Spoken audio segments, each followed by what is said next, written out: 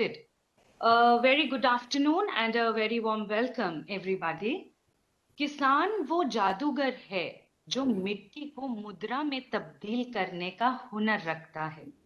Ladies and gentlemen, a session now on FPOs as a vehicle towards financial inclusion. Financial literacy की दृष्टिकोण से क्या कठिनाइयां FPOs को जकड़े हैं और उनके फाइनेंशियल इंक्लूजन के तहत क्या कुछ किया जा सकता है, ऐसे कई मुद्दों पे मंथन करने हेतु हमारे बीच एक विशिष्ट पैनल है जिसे मॉडरेट कर रहे हैं mister Aleen. Very warm welcome to you sir. Sir is also currently the Executive Vice President of Business Strategy at NCDX. In a career spanning 25 years across countries, Sir has donned multiple hats, including farmers, a development professional, roles in the private sector, and as an entrepreneur. A very warm welcome to you, sir. It is also our honor to have with us Mr. Minhaj Alam, Joint Secretary, Ministry of Food Processing Industries. A very warm welcome to you, sir. An IAS of the 96 batch Kerala cadre, a Master of Public Policy from the Australian National University, Canberra, a BE Mechanical from NIT. It is our honor to have you amidst us, sir, and we eagerly look forward to your special address. With these words, may I please hand over to the session moderator, Mr. Aleen Mukherjee, to kindly welcome and introduce the erudite panel and take forth the proceedings. आप सभी से एक निवेदन रहेगा, कृपया इस session का संचालन करते वक्त हिंदी का भी उपयुक्त प्रयोग कर लें ताकि हम ज्यादा से ज्यादा लोगों तक अपनी बात पहुंचा सकें. बहुत बहुत शुक्रिया. धन्यवाद मिनल जी एंड सबको मेरे एनसीडीएक्स आईपीएफटी एंड सीआईए की तरफ से और नाबार्ड और नापकॉन की तरफ से आप सबको आमंत्रण है इस पैनल के लिए. और इस पैनल डिस्कशन का जो मेन मुद्दा जो रखा गया है वो है फाइनेंशियल इंक्लूजन फॉर ऑल और थ्रू द एफपीओ व्हीकल. और हम सुबह से हमने ये भी जानकारी हमें काफ़ी मिली कि कितने एफपीओज हैं, उनके चैलेंजेस क्या हैं, कितने सालों से ये एक्टिविटी चल रही है और कोऑपरेटिव फेडरलिज्म जो स्वयं साहब इस्तेमाल करते हैं कि how that can actually benefit जो हमारे जो स्मॉल होल्डर्स हैं विच इज़ अराउंड 86% जो हमारे कृषक हैं हमारे साथ, वो कैसे इसको एफपीओ के माध्यम से कैसे इसको आगे बढ़ सकते हैं. बिफोर मैं इनवाइट आलम साहब को मैं इनवाइट करता हूं उनका स्पेशल एड्रेस के लिए, मैं छोटा सा एक चीज हमारे तरफ से हम रखना चाहेंगे कि ये जो जिम्मेवारी है फाइनेंशियल इंक्लूजन की, ये खाली अभी तक देखा गया है कि सरकार की और पीएसयू बैंक्स के तरफ से थ्रू प्रायोरिटी सेक्टर लेंडिंग के तरफ से ज़्यादा वजूद दिया गया है. पर over a period of time we have seen जैसे समुन्नति हैं और भी जैसे एनबीएफसीज हैं वो लोग भी आगे आ रहे हैं ये फाइनेंशियल इंक्लूजन के तरफ से. तो हम इसमें थोड़ा सा चर्चा करेंगे थ्रू आवर एमिनेंट पैनलिस्ट की इसको कैसे और भी आगे बढ़ाया जा सकता है, उसके लिए क्या क्या करने की ज़रूरत है. क्योंकि हम अगर ये देखते हैं कि जो एफपीओ का जो संगठन है वो किसानों के लिए है, किसानों के द्वारा है और उनसे संचालित होते हैं, तो उनको उनके साथ जो इनपुट और आउटपुट मार्केटिंग के लिए वो जो काम कर रहे हैं वो कैसे और भी इसको आगे बढ़ाया जा सकता है. इस दिशा में एक छोटा सा एक हम ये रखेंगे कि जैसे एनसीडीएक्स का मेन काम है प्राइस डिस्कवरी और प्राइस रिस्क मैनेजमेंट, पर हमने जब ये पाया कि financing is a big challenge, marketing is a big challenge, तो हम उसके हमारे काम के साथ साथ जो है थोड़ा सा मदद करने की कोशिश भी करते हैं उस चैलेंजेस को ताकि एफपीओस को थोड़ा सा सुराह हो. जस्ट टू गिव थोड़ा सा स्टैटिस्टिक्स अगर हम देते हैं कि अभी तक जो है हम करीब 60 से 65 एफपीओस को जब उन्होंने हमसे कहा कि हमें वर्किंग कैपिटल की जरूरत है या इन्वेस्टमेंट की जरूरत है, हमने कनेक्ट करवाया करीब करीब 16 फाइनेंशियल इंस्टीट्यूशंस के साथ, करीब 23 करोड़ का लेंडिंग मैकेनिज्म उसमें आया।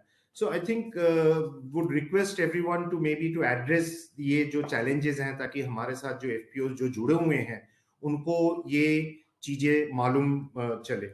So before we go to the panelist, I will request our chief, our joint secretary, food and Ministry of Food Processing Industry, आलम साहब को, तो एज ए स्पेशल एड्रेस हमें जरा इसके ऊपर हमें दर्शाए कि अपना वक्तव्य सामने रखे। Over to you mister Alam. नमस्कार, गुड मॉर्निंग टू एवरीबॉडी। तो it's my privilege to address this gathering. तो इससे सबसे पहले मैं ये कहना चाहता हूँ कि भारत जो है कृषि प्रधान देश है। ये भारत की आबादी लगभग 135 करोड़ से ज़्यादा है और लगभग 50 से 60% लोग यहाँ कृषि पर ही आधारित हैं। और लेकिन सभी के जो कृषि की जो पर आधारित लोग हैं उनकी बहुत सब ज़्यादातर छोटे किसान हैं। लगभग 90% छोटे ही किसान हैं जिनके पास जो ज़मीन जो है 2 हेक्टेयर से कम होती है। वो अपनी फसल उपजाते हैं, फिर रेगुलर जो है अपना उनको मार्केट्स के लिए उनको बहुत सारे इश्यूज होते हैं, प्रॉब्लम्स होते हैं, और वो चाहते हैं कि कोई ना कोई उनके दरवाजे पर आकर उनके प्रोडक्ट जो है खरीद कर एक निश्चित दाम को दे दे, जिससे कि उनको आमदनी हो, फिर वो उस जो पैसा आए फिर फर्दर उसको एग्रीकल्चर में यूज़ करें। लेकिन अभी कई इशू होते हैं कि किसानों को जो भी दाम मिलते हैं उनको वो बहुत अनसर्टेन रहते हैं। किसी सीजन में अच्छे दाम मिल रहे हैं, किसी सीजन में दाम अच्छे नहीं मिल रहे, जिसकी वजह से कई बार देखा जाता है कि किसान अपने प्रोडक्ट्स बेच नहीं पाते, मार्केट ले नहीं जा पाते। और कई बार जो है खासकर जो पेरिशेबल प्रोडक्ट्स है उसमें दाम देखा जाता है कि बहुत ज़्यादा वो फ्लक्चुएट करता है। और किसानों को जहाँ तक क्रेडिट का सवाल है, इंडिविजुअल किसान को क्रेडिट मिलना थोड़ा सा मुश्किल रहता है, और क्रेडिट मिलने में उनको बैंक को जाना पड़ता है। बैंक और कई बार उनको खासकर जो कई स्टेट्स हैं उसमें उनको महाजन लोकल मनी लेंडर पर डिपेंडेंट रहना पड़ता है, और उनको बहुत ज़्यादा दाम देना पड़ता है कोई प्रोडक्ट के लिए। उसको जो इंटरेस्ट रेट देना पड़ता है कोई भी लोन लेने के लिए। तो एक सिस्टम किसान चाहिए कि हम लोगों को किसान को रेगुलर जो है फाइनेंशियल जो है उनको सप्लाई रहे, उनको फंड रहे। लेकिन ये भी दिखाता है कि फाइनेंशियल इंस्टीट्यूशंस हैं वो इंडिविजुअल किसानों को लोन देने के लिए उनको थोड़ा सा उनको रिस्की लगता है कि रिटर्न्स आएंगे नहीं आएंगे। इसलिए एक एफपीओ है, एफपीओ को एक नया कॉन्सेप्ट जो है प्रमोट हुआ है लास्ट कई सालों में कि एज एफपीओ बनाया जाए, क्योंकि एफपीओ बनने से एक है कि किसान की जो स्ट्रेंथ है बढ़ती है। एक तरह से कई किसान एक साथ मिल गए, उनको उनकी शक्ति बढ़ती है उनको। और बैंक्स भी चाहते हैं कि उनको जो किसान को जो लोन दिया जाए एज ए ग्रुप दिया जाए तो ज़्यादा अच्छा रहेगा। जैसे कि हम लोग देखें कि रूरल डेवलपमेंट में एसएचजीज का एक कंसेप्ट है, एसएचजीज को लोन मिलने में आसानी होती है। इसी तरह एफपीओस को लोन मिलने में आसानी रहती है। और एक और देखा जाता है कि जो प्राइवेट सेक्टर लेंडिंग में टारगेट दिया जाता है उसमें टर्म लोन में एक्सपेंडिचर बहुत नहीं हो पाता है। खासकर टर्म लोन में होता भी एक्सपेंडिचर इक्विपमेंट सब हो पाता है, लेकिन एग्रीकल्चर इंफ्रास्ट्रक्चर चाहिए। क्योंकि अभी इंडिया में ये इशू है कि किसान जो भी प्रोड्यूस करते हैं उसका एक छोटा ही सा पार्ट उसको प्रोसेस कर पाते हैं, क्योंकि ज़्यादा लंबा टाइम उनको वो रख नहीं पाते हैं और तुरंत को बेचना पड़ता है। अगर हर गांव में हर जगह अगर इंफ्रास्ट्रक्चर बने तो किसान अपने प्रोडक्ट्स को टाइम पर रख पाएंगे, स्टोर कर पाएंगे, और जब भी जैसा जरूरत पड़े उनको डिस्ट्रेस सेल करने की जरूरत नहीं पड़ेगी। तो ये हर लोकल लेवल पर, गांव लेवल पर ये जरूरी है कि हम लोग एफपीओ क्रिएट करें। और किसान के लिए एक वन स्टॉप सोल्यूशन होना चाहिए एफपीओ, कि कोई भी उनका प्रोडक्ट है वहाँ वो एफपीओ वो परचेज कर ले, और एफपीओ अपने हिसाब से प्रोफेशनली मैनेज अगर एफपीओ रहेंगे तो अपने हिसाब से मार्केट देखकर और बार्गेनिंग पावर उनकी ज़्यादा रहेगी, जिससे वो प्रोडक्ट्स बेच सकते हैं, जिससे किसानों को दाम ज़्यादा अच्छा मिलेगा। तो हर लेवल पर, हर गांव लेवल पर एफपीओस का क्रिएशन एक बहुत ज़रूरी है अगर किसानों की हम लोग की आमदनी और बढ़ानी है। और एफपीओस कई जगह हम लोग देखे हैं कि एफपीओस अभी बन रहे हैं, एफपीओस बनने में टाइम लगता है थोड़ा सा, उसमें बहुत सारे इश्यूज रहते हैं क्योंकि उनको कंप्लायंस बहुत सारे करने पड़ते हैं। और नाबार्ड की तरफ से, एसएफएसी की तरफ से कई एफपीओ को सपोर्ट किया जा रहा है, बहुत अच्छा काम कर रहे हैं। एक मैं कहना चाहता हूँ कि फाइनेंशियल इंक्लूजन के लिए एफपीओ के जरूरी है कि वैल्यू एडेड प्रोडक्ट्स बनाएं। हमारे यहाँ प्रोसेसिंग लेवल अभी बहुत कम है, खासकर पेरिशेबल्स में तो और कम है। और इसको बढ़ाना बहुत जरूरी है, क्योंकि हमारा प्रोडक्शन कई साल में बढ़ता जा रहा है। खासकर अभी देखा जा रहा है कि जो हॉर्टिकल्चर क्रॉप्स उनका प्रोडक्शन बाकी एग्रीकल्चर क्रॉप से ज्यादा हो रहा है। और हॉर्टिकल्चर क्रॉप्स, ये पेरिशेबल क्रॉप्स है, इनको अगर डिस्ट्रेस सेल करते हैं उनको दाम बहुत कम मिलता है, जिससे कि उनका प्रोडक्शन कॉस्ट से कम दाम मिलेगा तो किसानों के लिए लॉस का इश्यू है। तो हॉर्टिकल्चर क्रॉप्स के लिए उनको सही दाम मिलने के लिए विलेज लेवल पर इंफ्रास्ट्रक्चर चाहिए, हर लेवल पर चाहिए, कोल्ड चेन चाहिए, सॉर्टिंग रेडिंग फैसिलिटी चाहिए, जो किसान को इंडिविजुअल अकेले करने में मुश्किल है। इसके लिए एफपीओस का प्रेजेंस बहुत ही जरूरी है। और एफपीओस को हेल्प करने के लिए सरकार की कई स्कीम्स हैं। और जैसे कि हमने बताया कि नाबार्ड और भी ऑर्गेनाइजेशन एफपीओ बना रहे हैं। फूड प्रोसेसिंग मिनिस्ट्री भी एफपीओस के लिए, हम लोग जो करते हैं, कोई भी स्कीम है, हमारी पीएम स्कीम है, किसान संपदा स्कीम है, इसमें एफपीओ स्पेशल प्रायोरिटी देते हैं उनको। हम लोग एडिशनल जो सब्सिडी है एडिशनल देते हैं। अगर किसी को जनरल को 35 मिल रही है, एफपीओ को 50 मिलती है। अगर जनरल को 50 मिल रही है, एफपीओ को 70 मिलती है, कि एफपीओ को ज्यादा से ज्यादा बढ़ाएं। और ये एफपीओ ही हमारे फ्यूचर है। और आने वाले समय में जो फाइनेंशियल इंस्टीट्यूशन की तरफ से एफपीओ को एक मेजर चंक जो है फंड्स जाएंगे। और बिना एफपीओ को अगर फर्दर जो है हमारा जो हायर ग्रोथ रेट है, अगर हम लोग को चाहिए कि हम लोग ज्यादा तेजी से ग्रो करो, एफपीओ को एक व्हीकल की तरफ में हम लोग को यूज करना बहुत जरूरी है। और ये जरूरी है कि हर जगह, क्योंकि अभी देखा गया है कि एफपीओ का कंसंट्रेशन पूरे इंडिया में नहीं है और कई जगह बनने में प्रॉब्लम्स होती है। तो हम लोग को चाहिए कि पूरे ऑल इंडिया लेवल पर जिसे एफपीओ को हम लोग को संगठित करना पड़ेगा। इसके लिए बहुत मेहनत चाहिए, ये आसान काम नहीं है, क्योंकि इसमें जो प्रोसीजर फॉर्मेलिटीज हैं, जो इश्यूज हैं, वो आते हैं। तो हर स्टेट गवर्नमेंट और कंसर्न जो लोकल बैंक्स हैं, नाबार्ड हैं, इनको और मेहनत करके एफपीओ को बिल्ड करना चाहिए, जिससे कि हमारा जो क्रेडिट फ्लो जो है एग्रीकल्चर सेक्टर में, लाइट सेक्टर में ज़्यादा से ज़्यादा जाए। और हमारे जो फूड प्रोडक्ट्स हैं जो प्रोड्यूस हो रहे हैं, उनको जो वेस्टेज है उनको रिड्यूस किया जा सके, पोस्ट हार्वेस्टेड लॉस हम लोग रिड्यूस कर सकें।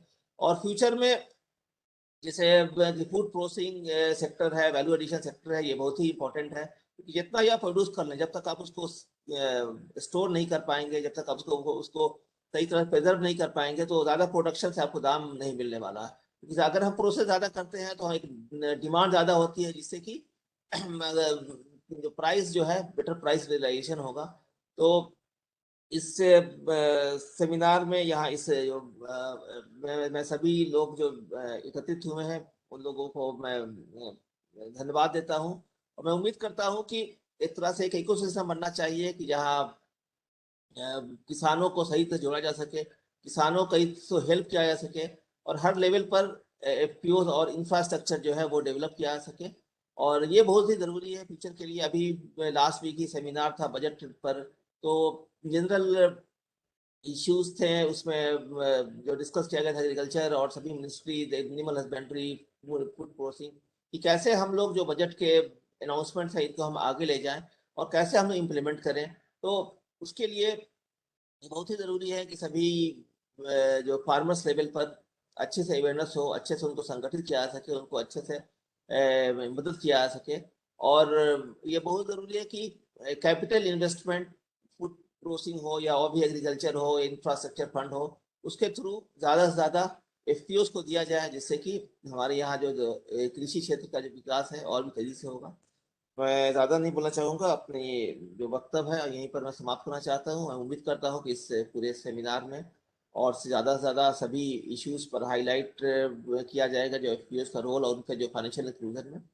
मैं एक बार फिर से सबको धन्यवाद देना चाहता हूँ। Thank you. धन्यवाद आलम साहब, it's really to the point जो आपने अपना वक्तव्य रखा है कि value addition at a farm gate level की बहुत ज़रूरत है। और इंडिविजुअल किसान जो है वो वैल्यू एडिशन इंडिविजुअल किसान को करना वाकई टफ रहता है, क्योंकि ऑलमोस्ट 86% आर स्मॉल होल्डर्स। तो हमें ये देखना है कि एफपीओ को कैसे स्ट्रेंथन किया जाए उनका फाइनेंशियल इंक्लूजन में, कि ऑटोमेटिकली फिर छोटे किसान भी फाइनेंशियली इंक्लूडेड होंगे, क्योंकि किसी संगठन जो है वो उन्हीं से बना हुआ है। और ताकि वो वैल्यू एडिशन करके उसके बेनिफिट जो है डाउन द लाइन उसको पास ऑन कर सके।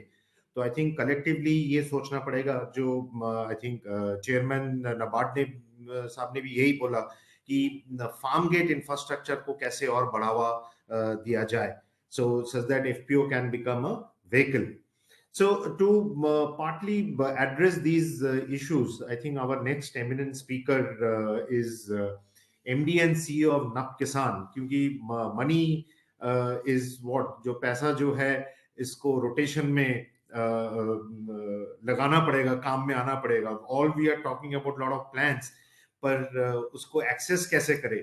अगर साथ में पैसे का साथ है तो how do we access, everything can be access, right, the ideas, the innovations, the talents.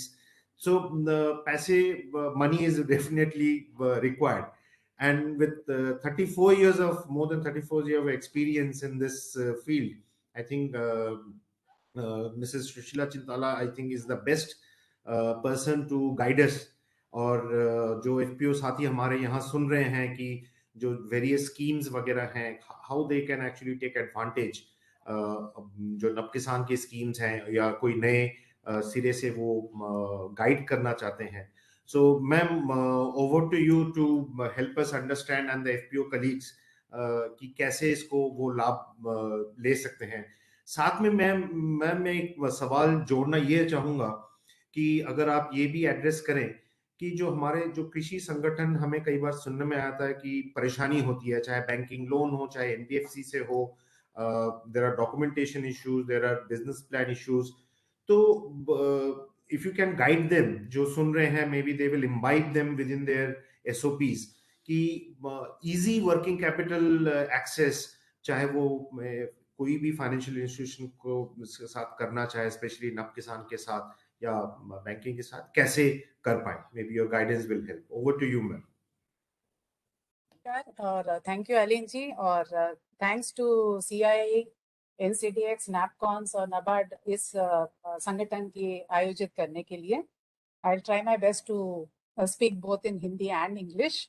तो आज के जो एक ज़माने में हम SHG बोला करते थे, और अब टाइम आ गया FPO के बारे में बोल रहे हैं. और शायद अगले 10 या 20 साल में FPO की ही चर्चा होती रहेगी, और ऐसे संगठन के द्वारा हम अनेक तरह के हमारे जो आइडियाज़ हैं हमारे कृषि साथियों के लिए जुड़ सकते हैं और हेल्प कर सकते हैं. सबसे पहले मैं ये कह सकती हूँ कि FPO का फाइनेंसिंग ज़रूर हो रहा है. उस मैदान में कुछ ही खिलाड़ी रहे हैं अब तक, जहाँ पर सबसे बड़ा खिलाड़ी रहा है नैप किसान, हमारे समुन्नति और अनन्या, FWWB और कई बैंकों. लेकिन अभी 4-5 साल में ये जो हम देख रहे हैं काफ़ी चेंज हो चुका है. फेंस के अराउंड बहुत सारे फाइनेंशियल इंस्टीट्यूशंस आ चुके हैं और कुछ ग्राउंड में एंटर भी करने लगे हैं. और ये पॉसिबल इसीलिए हो रहा है क्योंकि सारे stakeholders, specially government of India, NABARD, SFAC, सारे ने, everybody has put in their best to create the ecosystem. खासकर ये जो क्रेडिट गारंटी स्कीम आई है, ये जो गवर्नमेंट ऑफ इंडिया की एग्री इंफ्रास्ट्रक्चर फंड आई हुई है, सबसे पहले तो RBI का जो प्रायोरिटी सेक्टर गाइडलाइंस में जो FPO का लेंडिंग को प्रायोरिटी सेक्टर में जुड़ा गया है, ये सब चीज़ें बहुत सारी महत्वपूर्ण दिशा में ले जा रही हैं. और बहुत सारे स्टेट गवर्नमेंट्स जैसे कि तमिलनाडु गवर्नमेंट जो सबऑर्डिनेटेड डेट के तौर वो स्ट्रेंथन कर रही है. इसका मतलब है जो FPO के पास 10 लाख से कम अगर शेयर कैपिटल कम है और उसको आगे बढ़नी है, तो गवर्नमेंट की तरफ से भी एक डिबेंचर के फॉर्म में दिया जा रहा है 10 लाख मैक्सिमम. तो वो 4-5 साल के बाद उस FPO को रिटर्न करना पड़ता है. बट वो 4-5 साल में उन लोगों का जो इक्विटी है, उनका जो बोरोइंग है, जो बोरिंग कैपेसिटी है, ये सब स्ट्रेंथन होने की संभावना होती है. सिमिलरली कुछ स्टेट्स कस्टम हायरिंग सेंटर के लिए सब्सिडीज दे रही हैं, कुछ स्टेट्स प्रोसेसिंग यूनिट्स सेटअप करने के लिए सब्सिडी दे रही है. तो ये और कुछ स्टेट्स जैसे उड़ीसा और तमिलनाडु क्रेडिट गारंटी में जुड़े हुए हैं नैप किसान के साथ, जो FPOs उन स्टेट्स में है उनको देने के लिए. तो बहुत सारे चीज़ें, बहुत एक के बाद एक गवर्नमेंट जिस तरह से SHG में आगे बढ़ के आ रहे थे, तो अपने कृषक साथियों के लिए बहुत सारे हो रही हैं. हाँ, ये बात सही है कि ये this may not be enough, अब काफ़ी कम होगी, बट अपना जो प्रवाह है वो जो अपनी गाड़ी है पटरी पे चढ़ चुकी है और ये आगे जा रही है और बहुत ही आगे जरूर जाएगी। बल्कि एफपीओ के जो कमियां हैं, मैं ये कहना चाहती हूँ, ये जो कमियां हैं, सबसे पहले उनको तो अपने शेयर कैपिटल को जोड़ना बहुत जरूरी है, मेंबर्स को जोड़ने बहुत जरूरी है। जब तक उनके शेयर कैपिटल और नेटवर्क पॉजिटिव ना हो तो वो आगे बढ़ नहीं सकते। उनको और भी फाइनेंस, जैसा आपने पहले ही बताया था कि फाइनेंस बहुत जरूरी है हर एक चीज के लिए। जितने भी स्पीकर्स अब तक बताए हैं, जो भी काम करनी है तो सबसे पहले ईंधन यहाँ पर तो फाइनेंस ही है। तो उस फाइनेंस को अगर आगे बढ़ानी है, ज्यादा करनी है, तो अपनी शेयर कैपिटल जो है, जो नेटवर्क है, इसको जरूर इकट्ठा करनी है।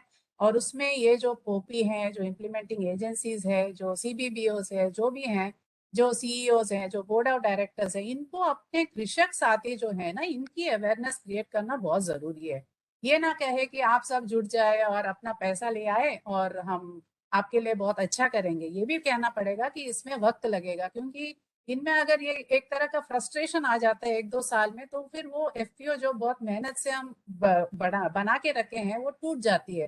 तो जितने भी स्टेक होल्डर्स है, गवर्नमेंट हो या जो भी हो, नैप किसान, समोन्नति और जो भी लेंडर्स हैं, जितने भी हम लोन दें उसका कोई फायदा ना हो, तो इसको हम बोलते हैं सस्टेनेबिलिटी। इसको आगे बढ़ाने के लिए ये सारे प्लेयर्स होने चाहिए। और ये एफपीओ का बहुत ही ज्यादा महत्वपूर्ण रोल है, क्योंकि मैं इसीलिए दोहरा रही हूँ कि मुझे पता है यहाँ पर हमारे कृषक साथी हैं, और जहां भी मैं जाती हूँ ये जरूर दोहराती हूँ। दूसरी बात है, जो बोर्ड ऑफ डायरेक्टर्स हैं, ये जो डिफॉल्टिंग मेंबर्स नहीं होने चाहिए, क्योंकि इस ये बीच में आ जाती है। अगर हमें किसी को लोन देनी है, अगर बोर्ड ऑफ डायरेक्टर किसी कहीं केसीसी लोन लिया हो या कहीं पर्सनल लोन लिया हो, अगर वो डिफॉल्टर है तो एफपीओ को लोन देने में काफी दिक्कत आती है। शायद ये जानते नहीं है कि आज के दिन में जो भी हम काम करते हैं पूरा कैप्चर होता है अपना क्रिफ या सिबिल के माध्यम से।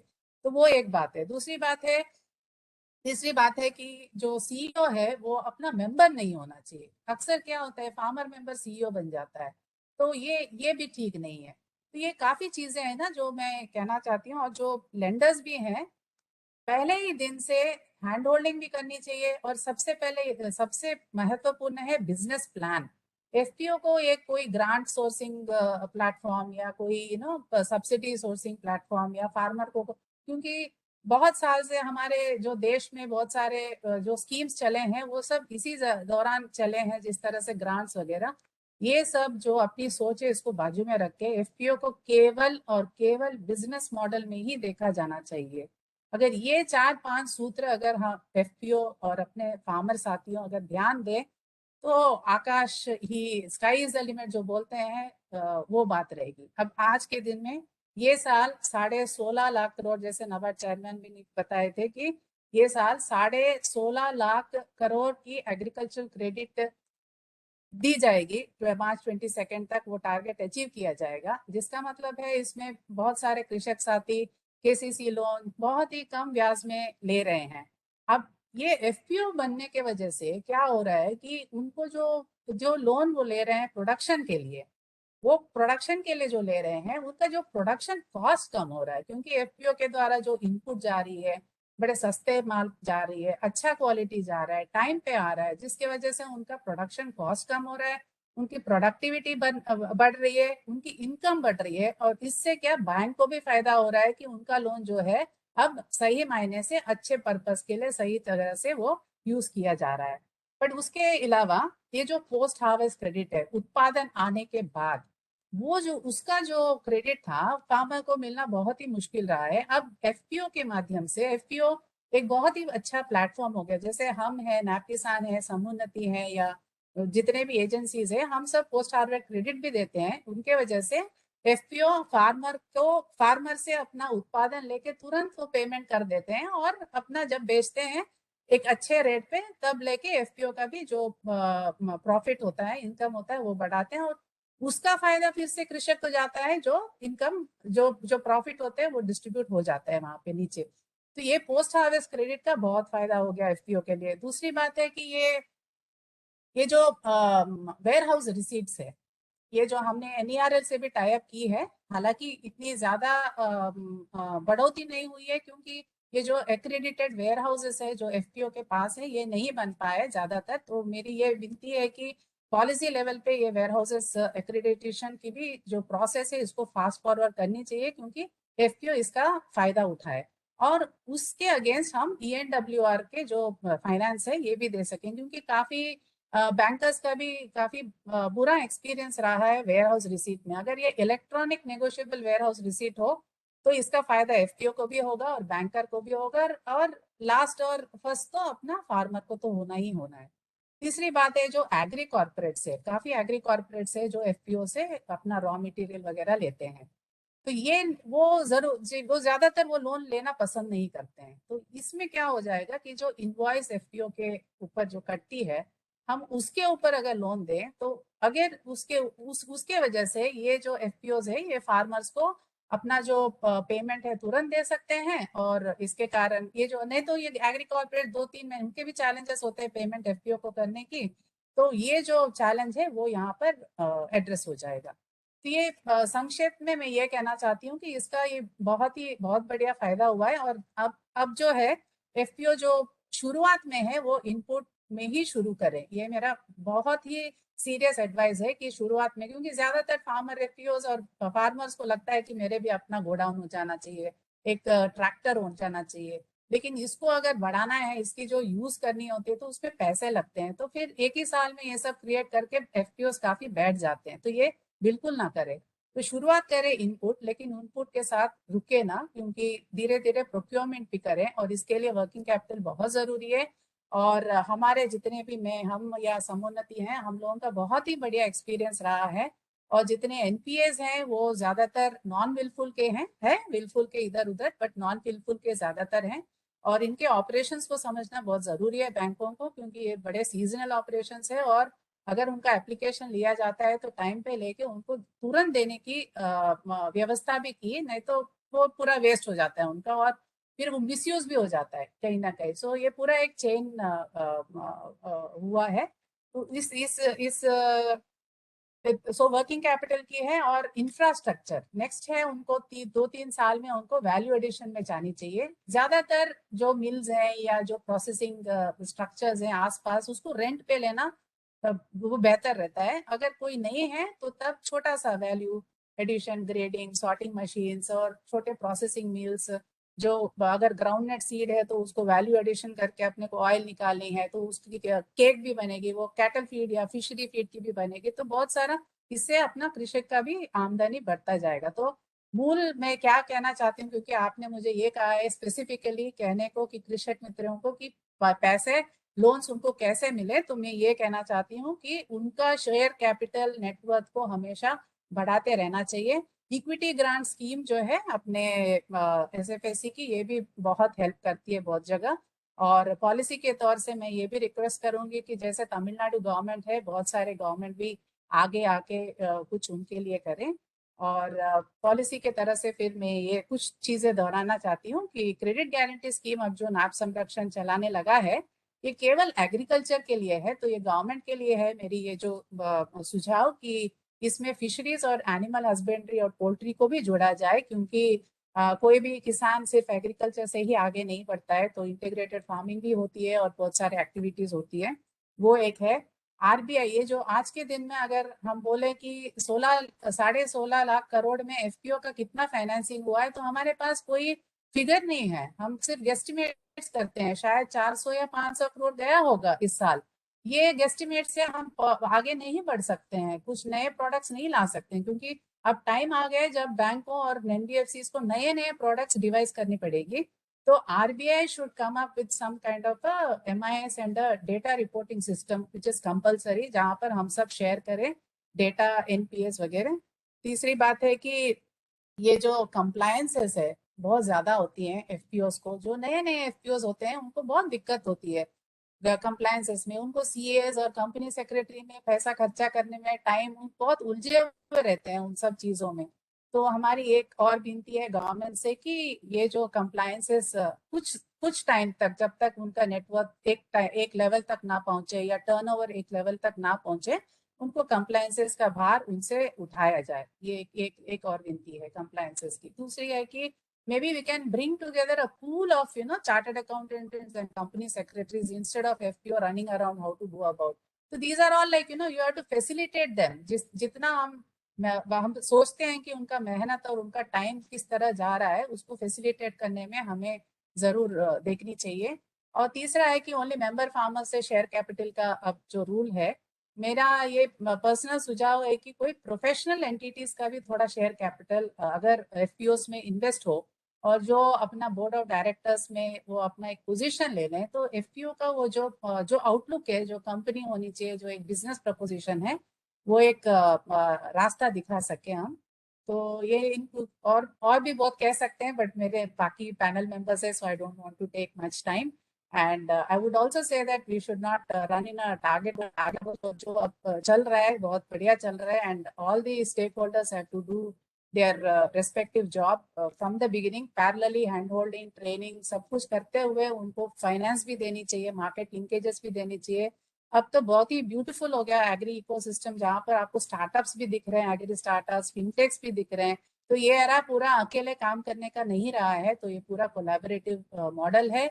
और मेरा तो बहुत ही एक एम्बिशियस ये है और एक विजन है कि Indian farmer definitely will be reckoned as a great this thing on the global map, and जितना हम अच्छे एफपीओस को सहायता करके उनको रोल मॉडल्स बना के उनको दिखानी चाहिए पूरे इंडिया में, और एक्सपोजर विजिट्स और जो टेक्निकल सेशंस या जो भी ट्रेनिंग सेशंस है उनको खुद को इन्वॉल्व करके करें, तो वो एक डेमोन्स्ट्रेटिव इफेक्ट भी होगा और एक मल्टीप्लायर इफेक्ट भी होगा।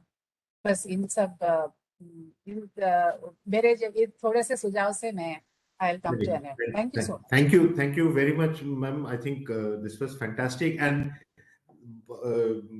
thanks for listening to me in terms of very pinpointed advice.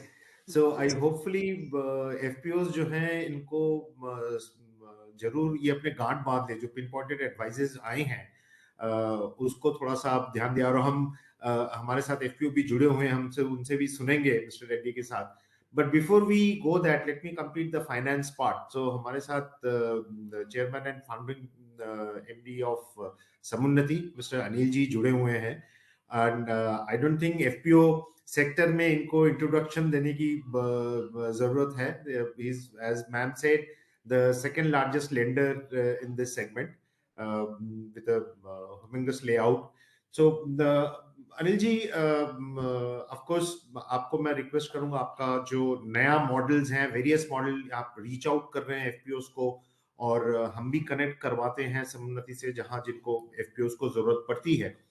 पर वन ऑफ द चैलेंज जो हम देखते हैं कई बार जो हमारे पास एफपीओस आते हैं, वो है रेट ऑफ इंटरेस्ट को लेके, राइट। एक जैसे सरकार के तरफ से थ्रू ये 6.5 लाख करोड़ का जो लेंडिंग अपॉर्चुनिटी जो सरकार ने दी है, उसका रेट ऑफ इंटरेस्ट अगर देखा जाए, और जो नॉर्मल फाइनेंशियल मार्केट से वेदर थ्रू एनबीएफसीज या थ्रू बैंक्स और through local money lenders, there is a huge difference, right.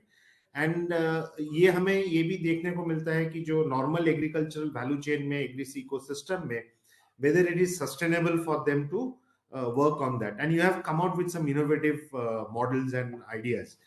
So मेरा आपसे रिक्वेस्ट ये रहेगा, I think given the time frame, maybe you can give some ideas to the FPOs जो हमारे साथ जुड़े हैं, वो कैसे इस इनोवेटिव आइडियाज को लेके आगे बढ़ सकते हैं, क्योंकि आई एम श्योर सबको आगे बढ़ना है। We need to create hundreds of Shayadris in the country, and और उसके लिए we need resources, and so over to you Anil ji to help us guide these FPOs that how they can move forward to the next step. सबको नमस्कार। अलिन जी बहुत धन्यवाद। ये session के लिए 2-3 पॉइंटर दिए हैं आपने कि क्या कवर करना है, बट जब भी मैं सुशीला मैम का स्पीच सुनता हूँ, वो स्ट्रेट फ्रॉम द ग्राउंड आते हैं मैडम। क्योंकि मैं 2008 से सौभाग्य मिला है मैम के साथ काम करने का। तभी भी यही बात करते थे मैम कि ग्राउंड में जो होना चाहिए, जो चलता है वो करो।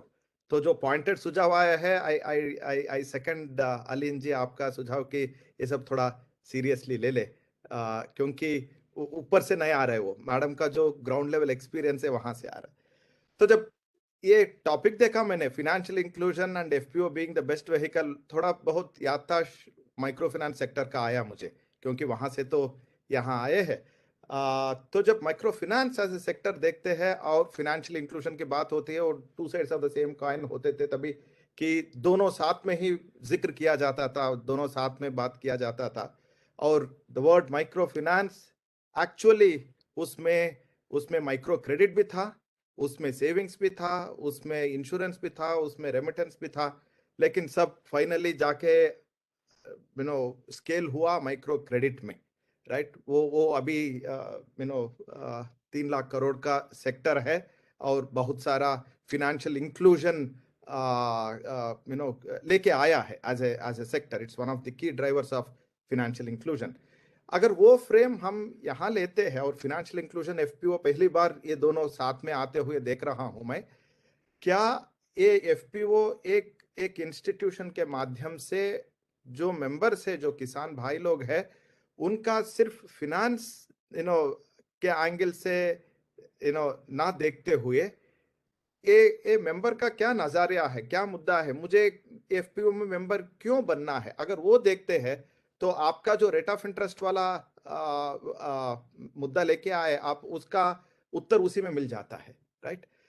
क्यों माइक्रो फाइनेंस का जरूरत थी, क्यों आया? क्योंकि अदर फाइनेंशियल इंस्टीट्यूशन जो थे उनका रीच नहीं था। अगर वो देना है छोटे छोटे साइजेस में लोन, उसका जो खर्चा होता है, और finally reserve bank of India ने आया कि ये भाई ये रेट्स के ऊपर से नहीं देना है, और जो रेट ऑफ इंटरेस्ट फिक्स किया है वो किया था। लेकिन सेविंग्स, इंश्योरेंस एंड रेमिटेंसेस का सर्विसेज तो वो माध्यम से हो नहीं पाया जब तक ये जनधन योजना आया और बहुत सारे अकाउंट्स भी खुल गए। बट अगर मैं एफपीओ का कॉन्टेक्स्ट लेता हूं, फाइनेंस एक चीज इंपॉर्टेंट है, लेकिन वो सफिशिएंट नहीं है। वो समुन्नति ने अपना ये सफर में सीखा। पहले हमने शुरू किया समुन्नति फाइनेंस, और लोगों से बात किए क्या करना है, सब बोलने लगे भाई फाइनेंस तो इंपॉर्टेंट है, अनिवार्य है, लेकिन मार्केट लिंकेजेस देंगे क्या? क्या हम, जैसे मैडम ने बताया, फिर से इनपुट्स खरीद सकते हैं क्या इकट्ठा आके, राइट? क्या हम आउटपुट बाद में बेच सकते हैं क्या? क्या थोड़ा प्राइमरी प्रोसेसिंग कर सकते हैं क्या? मार्केट लिंकेजेस लेके आ सकते हैं। जब मार्केट लिंकेजेस की बात हो रही थी तो कुछ एफपीओ ने बोले हम तो ऑर्गेनिक में है, हम तो सस्टेनेबल एग्रीकल्चर में, हम तो मिलेट्स में है, हम तो थोड़ा एक्सपोर्ट करने का लायक होने का आशा रखते हैं।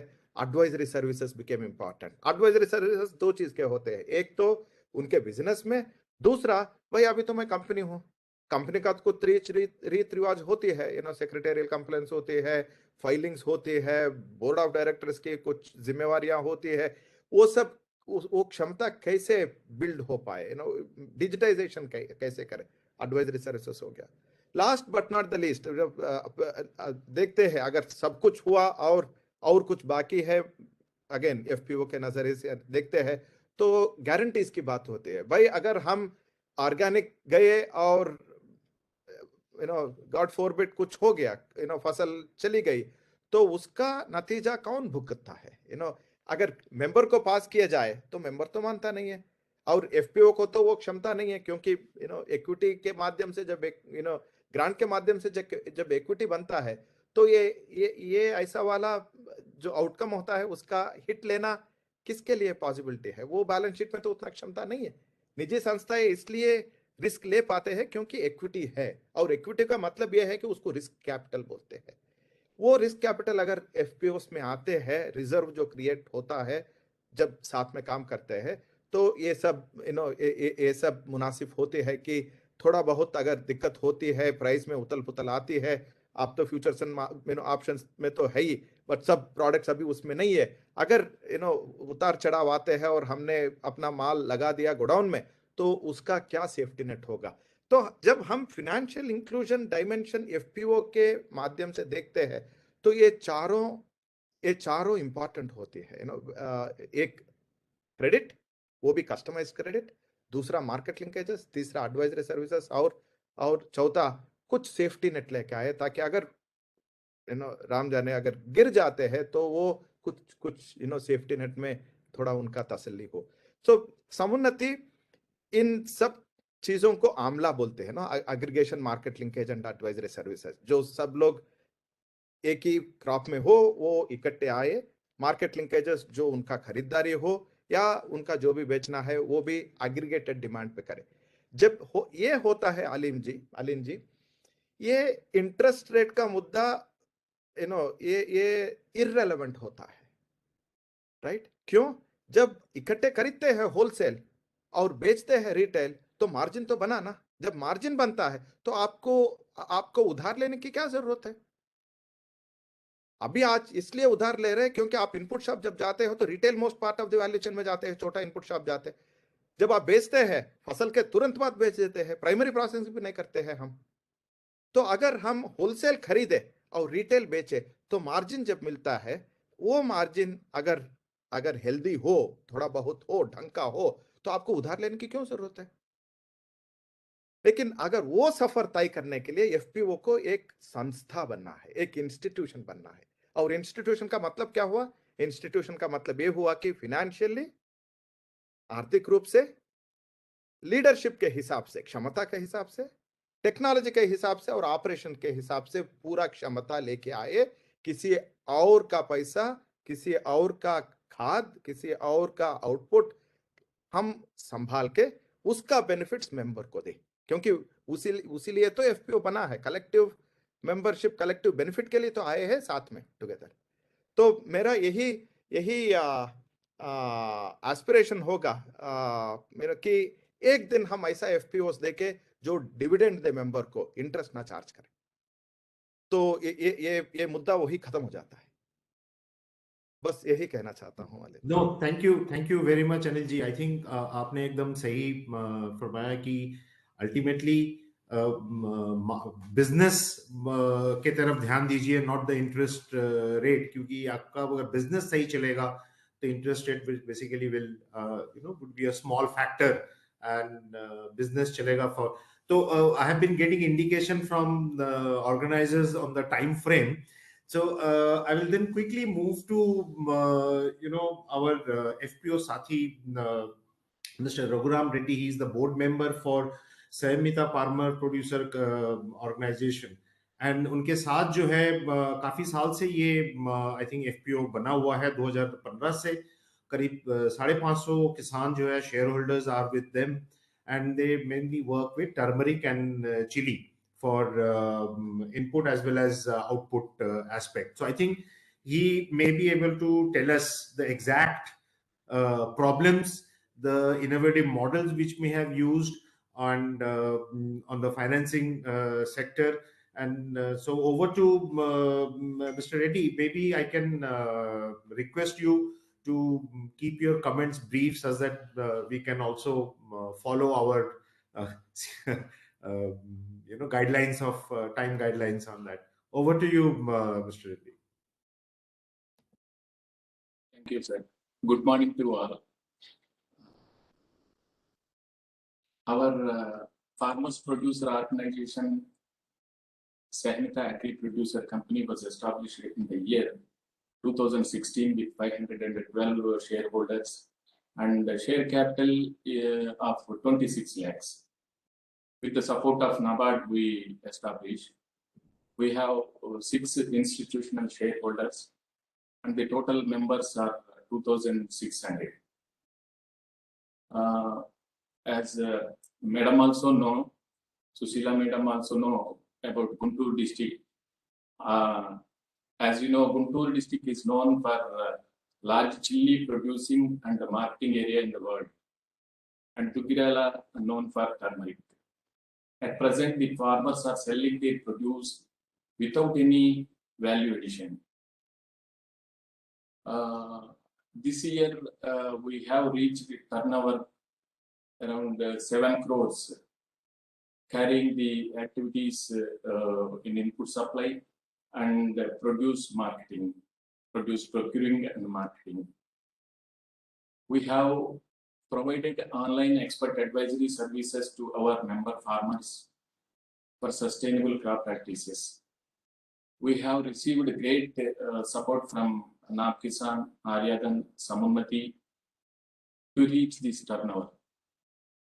NABKisan has provided a working capital loan for 18 months, and Aryadan provided produce pledge loan and Samunnati provided short-term working capital for 4 months. And CAA also coordinating and connecting the exporters to market our produce for better price. We are targeting 100 crores turnover in the next 5 years by establishing processing centers and by creating marketing channels.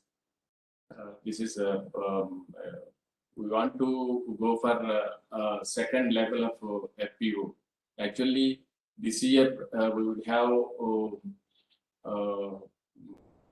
gone for 10 crores. Due to pandemic situation, we were restricted for 7 crores only. And I want to bring a few points to your notice that the present repayment schedule on loans are time bound without considering market fluctuations. We are compelled to clear stocks and pay back total loan as scheduled. This year, particularly, the pandemic situation affected our sales adversely. And the second one is the gap between clearing the first loan and obtaining enhanced loan is very critical and affecting our FPO, cash flow, and business activities. For establishing infrastructure for processing, huge funds are required, and immediate returns are not possible. In these circumstances, FPOs need private equity or venture capital fund for sustainable financial growth.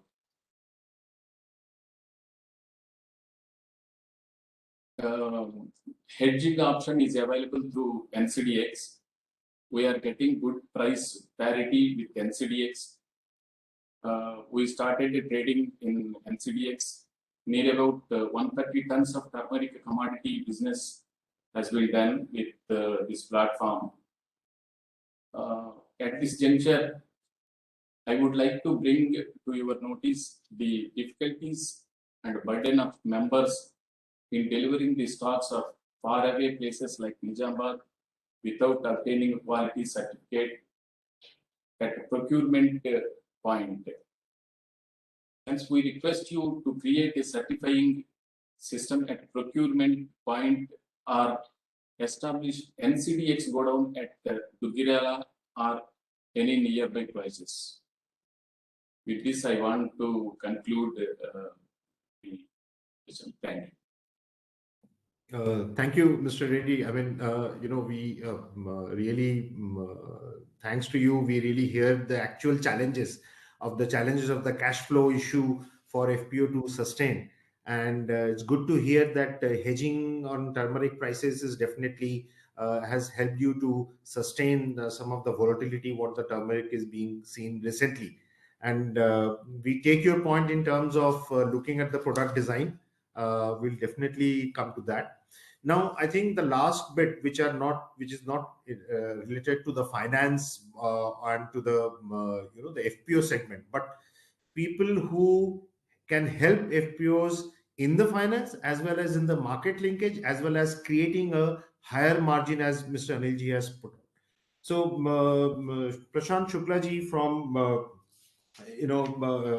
from Rocket, one of the largest maize player in the world, is with us, and मैं उनसे अनुरोध करूंगा कि अपना वक्तव्य रखे how they see Rocket as a or a private sector as a part of this supply chain, including FPOs.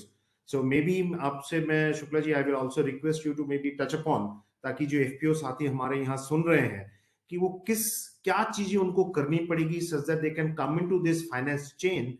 And some of the issues which Mrs. Chintala and Alji has pointed out, creating local agri infrastructure, or trying to go for high value, creating a value at the farm gate, maybe coming from a private, because ultimately you would be the buyers, right? I mean, entities like yours. So maybe that will help our FPOs, that how do I connect to a market. So over to you, Prashant ji. Thank you very much, and for inviting me here. And Sushila ma'am का एक बहुत अच्छा session था जिसमें it clearly tells us what are the issues, and she मतलब mostly उन्होंने touch किया वो बातें जो एक एफपीओ एज एन ऑर्गेनाइजेशन को क्रेडिबल बनाने के लिए क्या करना चाहिए, because credibility becomes very important. उस सबसे इंपॉर्टेंट है वो बेस स्ट्रक्चर क्रिएट करना, और वो बहुत जरूरी था। आलम साहब ने बताया इश्यूज क्या हैं, और मैं एफपीओस के साथ करीब 10-12 साल से काम कर रहा हूँ। इसके पहले मैं कोका कोला कंपनी में था, जहाँ मैंगो, बनाना, पपाया, गुआवा, लीची, स्ट्रॉबेरी, जितनी भी हार्टिकल्चर क्रॉप्स हैं वो खरीदता था। और अब रॉकेट में मैं I am buying very large quantity of corn here. So हम हमारे 3 मॉडल हैं जिस पे हम काम करते हैं। फर्स्ट प्रिफर्ड मॉडल है कि हम डायरेक्टली फार्मर से खरीदें। उसके अपने चैलेंजेस हैं, और डायरेक्ट फार्मर के पास जो क्वांटिटी है, issues of collection centres, issue of storage, quality को कैसे डिफाइन करेंगे कि क्या क्वालिटी का क्या रेट होना चाहिए, उसको कैसे स्टैंडर्डाइज करेंगे, वो सब इश्यू हैं। फिर हर फार्मर को ट्रेन करना एक बहुत बड़ी मुश्किल का काम है, क्योंकि बहुत ज़्यादा फार्मर्स हैं। जैसे हमारे कैचमेंट एरिया में 50,000 फार्मर होंगे एक प्लांट के। उन तक पहुंचना, उनको समझाना, उनको हमारे क्वालिटी प्रैक्टिसेस या जो हमारे स्पेसिफिकेशंस है उसके बारे में बताना।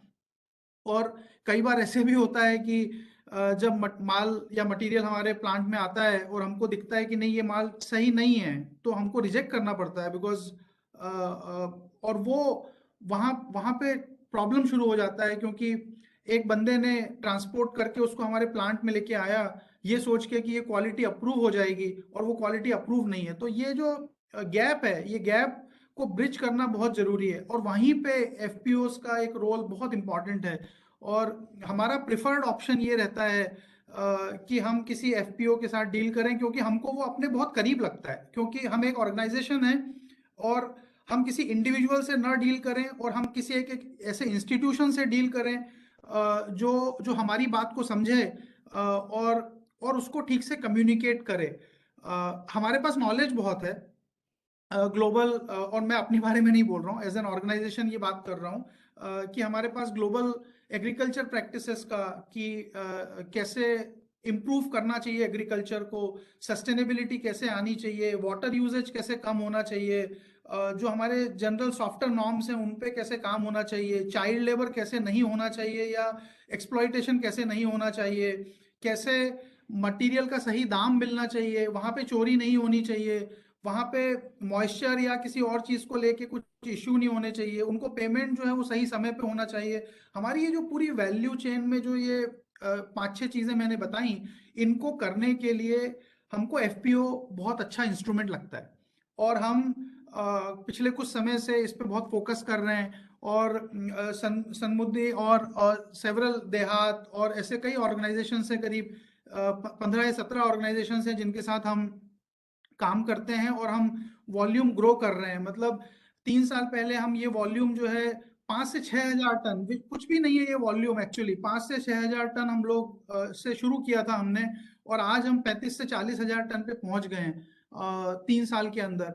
मुझे लगता है कि अगले 3 साल में ये 1 से 1.5 लाख टन की क्वांटिटी का पोटेंशियल हम क्रिएट कर सकते हैं। लेकिन यही है कि हमको उसके लिए जो क्वालिटी सिस्टम्स हैं, जो स्टोरेज सिस्टम्स हैं, उनको स्ट्रेंथन करना पड़ेगा, और इसके लिए हमको नाबार्ड और पार्टनरशिप्स फ्रॉम गवर्नमेंट और फ्रॉम प्राइवेट प्लेयर्स और फ्रॉम एफबीओज वो करना पड़ेगा। इसके अलावा इसको एनसीडीएक्स से प्राइस डिस्कवरी के लिए कैसे लिंक किया जा सकता है, वो बहुत इंपॉर्टेंट है, और उसका नॉलेज कैसे होगा। आज एनसीडीएक्स के पास एक टूल है, लेकिन वहां पे लिक्विडिटी नहीं होगी, लोग उसको पास जाएंगे नहीं, उसको यूज नहीं करेंगे, तो वो सक्सेसफुल हो ही नहीं सकता, कभी यूज नहीं हो सकता। और इन चीजों में 15-15, 20-20 साल लग जाते हैं। सो हम एक वो ऐसा अच्छा एक इंस्ट्रूमेंट हो सकते हैं जो इस चीज के बारे में हम अपने प्लांट के थ्रू, जो हमारा प्लांट है वो 40-50 हजार फार्मर्स को डील करता है, तो एक टारगेटेड मैनर में हम वो ट्रेनिंग प्रोग्राम्स नाबार्ड के साथ या एनसीडीएक्स के साथ वो कर सकते हैं और लोगों को समझा सकते हैं। क्योंकि जब लोगों को ये दिखता है कि पैसे देने वाला भी सामने खड़ा हुआ है डायरेक्टली और इन ऑल लेजिटिमेट मैनर, मतलब बिल्कुल फेयर डीलिंग में, कोई इसमें फ्रॉड नहीं करते, जितनी क्वांटिटी है उसका पैसा उसके अकाउंट में चला जाता है, जब बोला है तब चला जाता है, उस पर कोई करप्शन किसी को कुछ नहीं करना है, जब ये सब उसको दिखता है कि ट्रांसपेरेंटली चीजें हो रही हैं, तो वो हमारे साथ भी बड़े अच्छे से डील करना चाहता है। मीडिएशन जो है वो खत्म हो जाता है, रिलेटेड इश्यूज खत्म हो जाते हैं। एफपीओ क्या कर सकता है, प्लानिंग कर सकता है कि 100 के 100 ट्रक्स हमारे गेट पे आके खड़े ना हो जाएं, क्योंकि फिर उसको 3 दिन वेट करना पड़ेगा।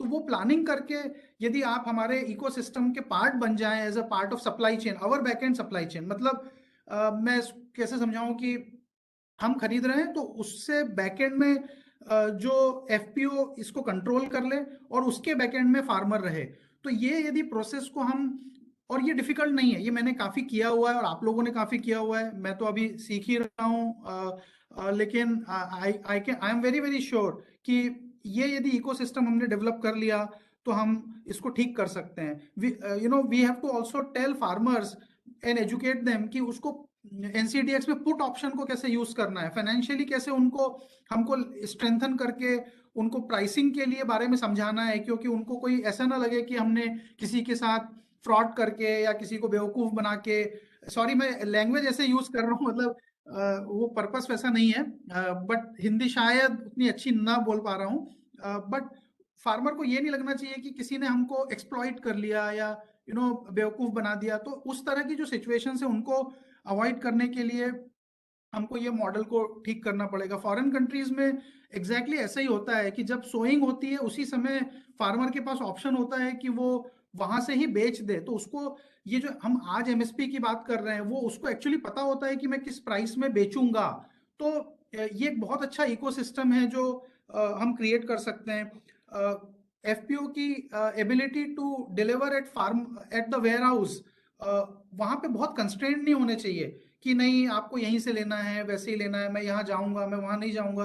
वो जो एक कैपेबिलिटी है या जो फ्लेक्सिबिलिटी है वो रहनी चाहिए कि वो वेयर हाउस में जाके दे दे, बिकॉज हम हर चीज को सिर्फ प्लांट में यूज करने के हिसाब से थोड़ी क्वांटिटी ले सकते हैं। लेकिन यदि आप हमको बोलेंगे कि हम आपको वेयर हाउस में भी दे सकते हैं, तो मैं वहाँ 5 लाख टन 7 लाख टन इकट्ठा कर सकता हूँ माल, और आपको वो उसकी विजिबिलिटी अच्छे से मिल जाएगी। तो मुझे लगता है ऐसे चीजें हैं।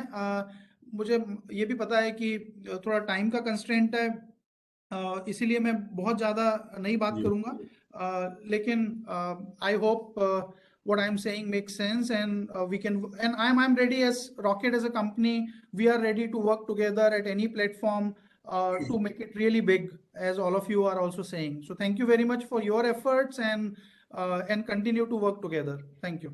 Thank you very much. I think Minal ji मुझे time नहीं देंगे to consolidate all the thought process. There is a humongous amount of thought process which has come across from a practical point of view, exactly pinpointed. So I'm not going to summarize in that sense. I'm sure जो FPO साथी हमारे साथ जुड़े हुए हैं, सुने हैं, they have taken notes. And Minal ji, if you allow me, shall I summarize 2-3 points?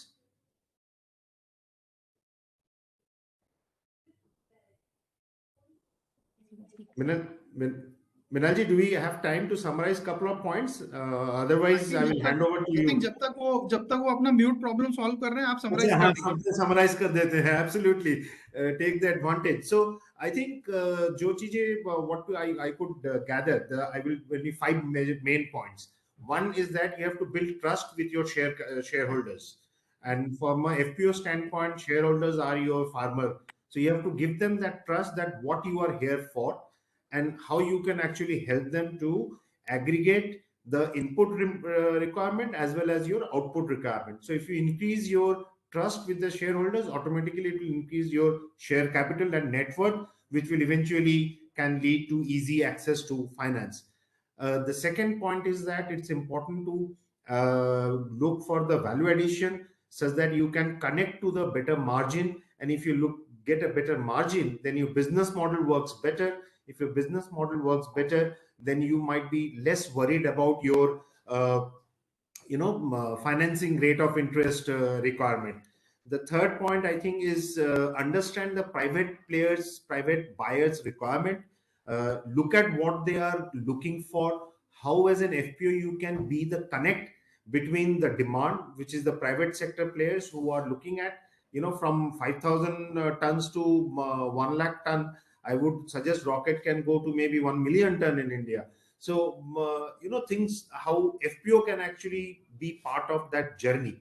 So I think I will, to me, these are the three main summaries which I get. And if I can look at the one end, my shareholders, the second, my entity, that how I am working in terms of value addition. And third is that what is market is asking from me, and I think then all these three, if I look at, a business plan will emerge, and there would be enough entities who can actually handhold and create awareness.